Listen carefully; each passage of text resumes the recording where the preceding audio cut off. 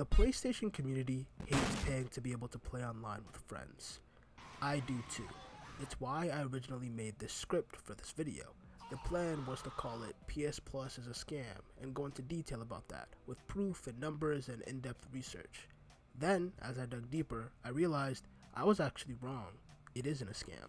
Is it true that playing online used to be free for PlayStation? Yes. Is it true that PS Plus is overpriced? Yes. But is it a scam? No. It's actually one of the only things keeping PlayStation within a price range that does not compare to a high-end PC.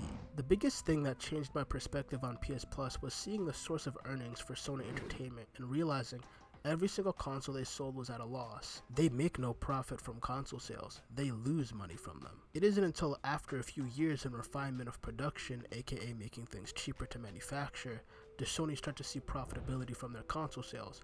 But keep in mind, that's years after initial release. And to put things into even further perspective, over 68% of Sony PlayStation's fiscal year earnings in 2021 was from online digital purchases. PS Plus alone making up 16% of that, with console sales only making up 20% of the 100, the remaining being from retail and accessories. This is why Sony made a digital-only PS5, and with the numbers showing that the percentages from their fiscal year in 2021 are pretty much identical, if not skewed more in favor of digital sales, it makes all the more sense why PS Plus exists. The biggest reason for this is because consoles are meant to be an affordable alternative to gaming PCs, but the tech is meant to be as close as possible to them.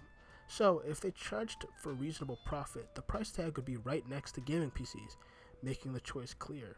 PC. So they sell the consoles at a loss, but recoup that loss through the 4+ years you own the console and make purchases on the digital store, including PS Plus. And to pretty much guarantee a recoupment of that loss, PS Plus has made a requirement for console gamers to be able to play with their friends on premium games online. That way, the few years it takes for them to reach console profitability, they have recouped their loss through PlayStation Plus and digital purchases at around the same time they start seeing profitability for console sales. The reality is, these are businesses, and as much as being able to play online for free like on PC would be nice, it's not an actual fair comparison. When you buy a PC, you're buying hardware and individual components from manufacturers that are selling each piece for profit, and then you download a game store such as Steam or Epic Game Store and purchase your games from them, but therein lies the difference. You buy the hardware at a profit from a completely different company than the one you are buying the games from. You aren't giving your money to Steam to build your PC. Steam's main offer is digital games.